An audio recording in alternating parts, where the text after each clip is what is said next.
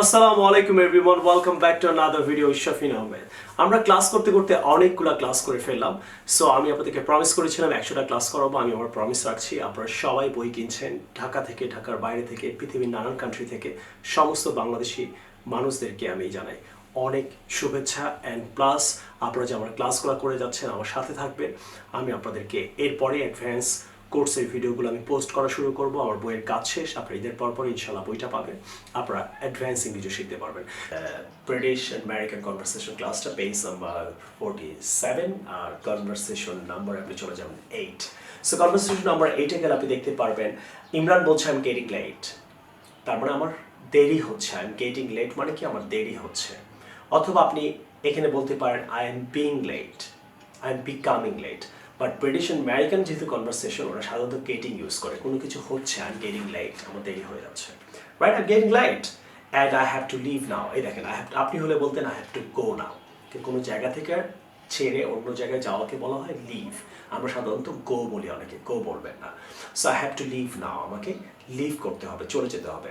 এবার সাদিয়া বলছে I am sorry, মানে আমি মানে আমার খারাপ লাগছে। ইউ হ্যাভ টু লিভ নাও। আমরা বলি না তুমি চলে যাচ্ছ, আমার খারাপ লাগছে। দেখেন কত সুন্দর একটা sentence, I am sorry you have to leave now. মনে রাখবেন, কে চলে যাচ্ছে আপনার খারাপ লাগছে, কি বলবেন? I am sorry you have to leave now.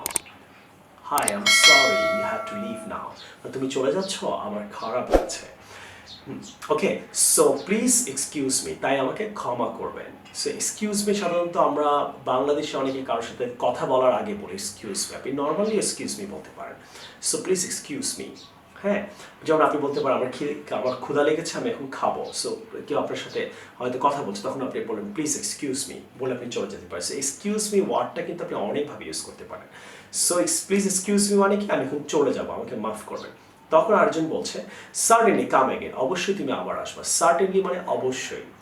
Certainly ওয়ার্ডটা আপনারা ইউজ করার চেষ্টা করবেন। তাহলে আমি প্রথম থেকে আবার বলি I am getting late now and I have to leave now, আমাকে চলে যেতে হবে। I am sorry I have to leave, so please excuse me, certainly come again. তারপরে বারে এখান থেকে পড়বে, শিখবেন। তাহলে এখান থেকে আমরা কয়টা জিনিস শিখলাম? আই এম গেটিং লেট, গেটিংয়ের ব্যবহার শিখলাম। তারপর লিভের ব্যবহারটা শিখিয়েছি, আবার শিখলেন। একটা সুন্দর সেন্টেন্স শিখলেন, I am sorry you have to leave now. এটা একটা ইম্প্রুভমেন্ট আপনার জন্য। আপনারা হয়তো বলেন I feel bad you are going, অথবা আই ফিল স্যাড, এইসব না বলে আজকে থেকে বলবেন I am sorry you have to leave now. So please excuse me, এটা একটা ব্যবহার শিখলেন। প্লিজ এক্সকিউজ মি একটা ব্যবহার। সার্টেনলি ব্যবহারটা হয়তো শিখলেন। অনেকে হয়তো ইউ মাস্ট কাম এসব বলেন, এসব না বলে বলতে পারেন সার্টেনলি কাম অ্যাগেইন, অথবা কাম অ্যাগেইন আমরা বলি, তার আগে একটু সার্টেনলি ওয়ার্ডটা অ্যাড করে দিবেন, সার্টেনলি কাম অ্যাগেইন। সো আশা করি আপনার ব্রিটিশ অ্যান্ড আমেরিকান কনভারসেশনটা ভালো লাগলো। অ্যান্ড এখন আমরা নেক্সট লেসনটা করব।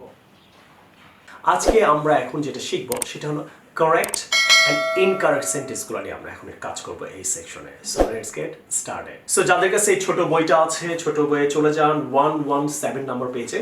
এখানে আপনি কারেক্ট ইনকারেক্ট সেকশন আছে। এখানে 4টা সেকশন নিয়ে বইটা লেখা। আপনাদেরকে আমি অনেকবার বলেছি structure, advance word, correct incorrect, এবং একটা কথাকে আপনি কতভাবে বলতে পারেন, অনেকগুলো সেকশন। আজকে আমরা কারেক্ট ইনকারেক্ট নিয়ে কাজ করব। এখন আমরা করব হলো 43 নাম্বার। এখন আমরা 43 নাম্বারটা করব। None of the students were good. তাহলে none of the students were good, none of the students were good. Sir এটা তো ঠিকই আছে মনে হচ্ছে। নান অফের সাথে অলওয়েজ সিঙ্গুলার ইউজ করবেন, যদিও প্লুরাল এখন ইউজ হচ্ছে ওয়ার্ডে, but most of the time সিঙ্গুলারটাই বেশি অ্যাপ্রোপ্রিয়েট। আপনারা none of the students was good use করবেন।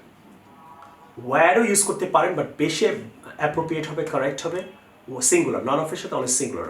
নন of your brother is good, your brothers, none of your brothers, right? S হবে কিন্তু, none of your brothers is good, আর good না কিন্তু। অনেক মনে হচ্ছে কিন্তু নন অফের সাথে অলওয়েজ সিঙ্গুলার ভার্ব নেবেন। None of your sisters have car না, has car. None of your students speaks English, speak English না, সিঙ্গুলার ভার্ব হবে, হ্যাজ হবে, স্পিক্স হবে, ইজ হবে। ওকে, তাহলে none of your friends were present হবে না। None of your friends, none of your friends, none বা none বলতে পারেন। None of your friends was present, not were present. None অফের সাথে always is, was, has, স্পিকনেস, speaks, third person use করার চেষ্টা করবেন। আশা করি আপনি ক্লিয়ার হলেন। আশা করি কারেন্ট স্কুল আপনাদের ভালো লাগছে, dear friends and students, right? So what I'm trying to say, I just want you to watch my video as much as really possible, talk to your friends about it, share it with your brothers, sisters and colleagues and all these people you have around you, and order my book right now. আপনারা এই দুইটা বই আপনারা অনেকেই নিয়েছেন, বাংলাদেশের নানান ডিস্ট্রিক্টে বলেন, পৃথিবীর অনেক কান্ট্রি থেকে বাংলাদেশি ভাই বোনরা, স্পেশালি আমি ঢাকার বাইরে যারা থাকে তারা টাকার কারণে অথবা ভালো টিচারের কারণে ইংরেজি শিখতে পারছেন না। যদিও আমি অনেক ভালো টিচার না, আমি জাস্ট চেষ্টা করছি দেশের জন্য কিছু করার।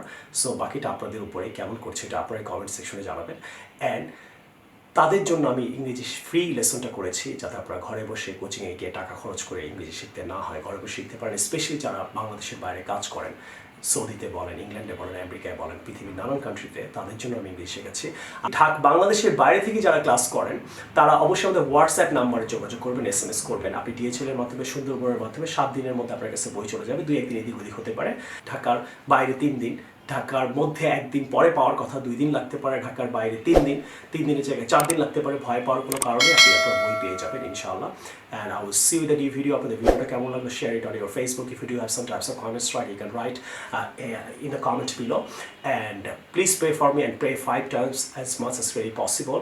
And pray for me, watch my video, share it with your friends. আর অনেক বেশি প্র্যাকটিস করবেন। আর দুজন মিলে ভিডিওটা দেখলে অনেক বেশি ভালো হয়। সো আপনি একটা ফ্রেন্ডকে জোগাড় করেন বা একটা কাজিনকে জোগাড় করেন, বা ভাই বোন হতে পারেন, হাজব্যান্ড ওয়াইফ হতে পারেন, কোনো কলিগ হতে পারেন। দুজন মিলে যদি আপনি লেসন নাম্বার 1 থেকে দেখে আসেন, একটা লেসন দেখলেন, দুজন মিলে প্র্যাকটিস করলেন, তাহলে একটা কোচিংয়ে গিয়ে কী করেন আপনি? টাকা খরচ করে, গাড়ি ভাড়া খরচ করে শেখার পর কিন্তু কোচিংয়ে পড়ার পরও কিন্তু আপনাকে বাসায় প্র্যাকটিস করতে হয়। তাহলে আপনি কিন্তু কোচিংয়ের কাজটা আমি করে দিচ্ছি। আপনার 2টা ফ্রেন্ড মিলে ভিডিওটা দেখার চেষ্টা করবেন, আর একা হলে আপনি একটু মোটিভেটেড হয়ে ঘরে প্র্যাকটিস করবেন। আপনাকে প্র্যাকটিস করতে হবে, আর প্র্যাকটিস না করলে আপনার সাকসেস হতে একটু কষ্ট হবে। এখন আমরা অ্যাডভান্স ওয়ার্ড, ইস্যু ওয়ার্ডটা শিখব পেজ নাম্বার 163 থেকে। এখানে ইস্যু ওয়ার্ডটা আপনি কোথায় ইউজ করবেন সেটা আমি ক্লিয়ার করব। সো আপনার এই বইয়ের 163-তে গেলে ডান দিকে মাঝখানে আপনি পাবেন। So let's get started. So এটা একটা noun, an important subject that people discuss করে অথবা আর্গিউ অ্যাবাউট। এটা নিয়ে আর্গিউ করে অথবা ডিসকাস করে, এই ধরনের কোনো বিষয় হলে আপনি ইস্যু ওয়ার্ডটা ইউজ করতে পারেন। আমরা অনেকে কনফিউজড হয়ে যাই যে আমি কোথায় ট্রাবল বলবো স্যার, কোথায় প্রবলেম বলবো, কোথায় ইস্যু বলবো। সো এই ইস্যুটা নিয়ে অনেক শিশুরা পর্যন্ত টেনশনে আছে। সো এই ব্যাপারটা আমি আজকে ক্লিয়ার করবো। So let's get started today. So আজকে ফার্স্ট আপনি প্রবলেম কোথায় বলবেন সেটা নিয়ে কাজ করি। Problem means solution. আপনি প্রবলেম ওয়ার্ডটা এমন একটা জায়গায় বলবেন, এমন একটা সেন্টেন্সে ব্যবহার করবেন যেটার কোনো সলিউশন আছে। ক্লিয়ার? বুঝতে পারছেন না? তাহলে কিছু এক্সাম্পল দিই, আপনি অবশ্যই ক্লিয়ার হয়ে যাবেন। First example, I have a problem with my car. মনে করেন আপনার গাড়ির মধ্যে প্রবলেম আছে, তাহলে এটা কিন্তু একটা সলিউশন আছে। তাহলে প্রবলেম আপনি এমন জায়গায় ইউজ করবেন যেটা সলিউশন করা যায়। তাহলে I have a problem with my car. তাহলে I have a problem with my car, তাহলে মানে কি আপনি গাড়িটা ঠিক করে এটা সলিউশন করতে পারবেন, রাইট? সো এখানে I have a issue with my car হবে না, I have a trouble with my car হবে না। এক্স্যাক্ট আপনি বলতে পারেন স্পিকিংয়ের জন্য, বাট এক্স্যাক্ট হবে I have a problem with my car, যেটা সলিউশন করা যায়। তাহলে প্রবলেম মানেই হলো যেটা সলিউশন করা যায়। আপনার কারের প্রবলেমটা আপনি সলিউশন করতে পারবেন। আরেকটা উদাহরণ দিয়ে আপনি আরও ক্লিয়ার হবেন। I have problem in my family. দেখেন এখানে I have issue in my family, I have trouble in my family বলবেন না। তাহলে আপনার ফ্যামিলির কোনো প্রবলেম আছে যেটা আপনি সলিউশন করতে পারবেন। কোনো বাসার কোনো মানি প্রবলেম হতে পারে, বা কারোর মধ্যে ঝগড়া হতে পারে, কোনো ইলেকট্রিসিটি প্রবলেম থাকতে পারে, ইট হ্যাজ সলিউশন। আরেকটা এক্সাম্পল দিয়ে আপনি আরও ক্লিয়ার হবেন। She has problem with her job. She has problem with her job, তার জবের মধ্যে একটা প্রবলেম আছে। তাহলে শি হ্যাজ ইস্যু না বলে, শি হ্যাজ ট্রাবল না বলে, she has problem with her job. Is that clear? So এখন আপনারা ক্লিয়ার হলেন যে প্রবলেম ওয়ার্ডটা আপনি কোথায় ইউজ করবেন। এখন আমরা স্ট্রাকচার নাম্বার 408 করবো। অ্যাবাউট প্লাস ভার্ব 3 ইউজ করবেন, কিন্তু about plus verb 3 plus noun. তাহলে বঞ্চিত মানুষ সম্পর্কে, তাহলে অ্যাবাউট নাউন কি? About the deprived people. তাহলে about plus verb 3 plus noun. Clear? তাহলে about the deprived, the deprived মানে বঞ্চিত, ডিপ্রাইভের ভার্ব 3 কি? Deprived. About the deprived people মানে বঞ্চিত মানুষ সম্পর্কে। তাহলে I want to talk about the deprived people. Deprived people আর deprived. Next, about the developed society. তাহলে উন্নত সোসাইটি সম্পর্কে, অ্যাবাউট দ্য ডেভেলপড সোসাইটি। তাহলে I want to talk about the developed verb 3 হবে about plus verb 3 about the developed society. I want to talk about the developed society. About the neglected parents, মানে neglected parents সম্পর্কে, যেসব বাবা মারা neglected হয়, তাহলে আমি তাদের জন্য কিছু করতে চাই যারা neglected হয়, মানে অবহেলিত হয় যেসব বাবা মারা। তাহলে I want to talk about the neglected parents, তা কিন্তু neglected. So neglected verb 3 কি neglected।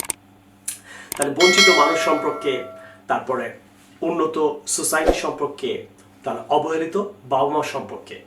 ওকে, তাহলে অ্যাবাউট দ্য ট্রেইনড টিচার্স, মানে শিক্ষিত, মানে যেসব টিচাররা প্রশিক্ষণ প্রাপ্ত, রাইট? তো প্রশিক্ষণ প্রাপ্ত টিচারদের সম্পর্কে আমি কথা বলতে চাই। তাহলে I want to talk about the train, না কিন্তু ট্রেইনড টিচার্স, রাইট? তাইলে প্রশিক্ষণ প্রাপ্ত টিচারদের সম্পর্কে আমি কথা বলতে চাই। ক্লিয়ার? তাহলে আপনি কোনো কিছু সম্পর্কে যদি হয়, তারপরে ভার্ব 3 দিবেন, তারপর নাউন ইউজ করবেন।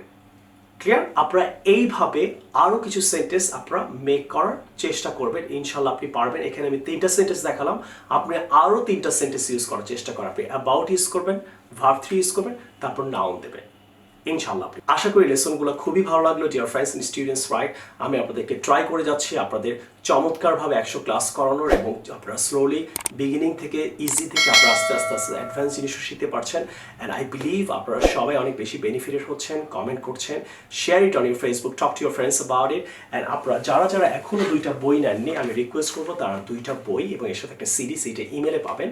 আর আপনারা এখনই অর্ডার করেন, করে আপনারা ঘরে বসে সুন্দর করে ক্লাসগুলো করেন, প্র্যাকটিস করেন, শেয়ার করেন, ভাই বোনকে বলেন, কলিগ কাজিনদেরকে ইন্সপায়ার করেন। এখনই বই 2টা নিয়ে নেন, নিয়ে আপনারা ঘরে বসে ইনশাআল্লাহ ইংরেজি শিখতে পারবেন। আর আমার নতুন অ্যাডভান্স বইটা আসছে, সেটাও আপনারা পাবেন, আপনারা অ্যাডভান্স ইংরেজিও শিখতে পারবেন। I will see you with a new video some other time. Take care. Allah Hafiz. Assalamu alaikum.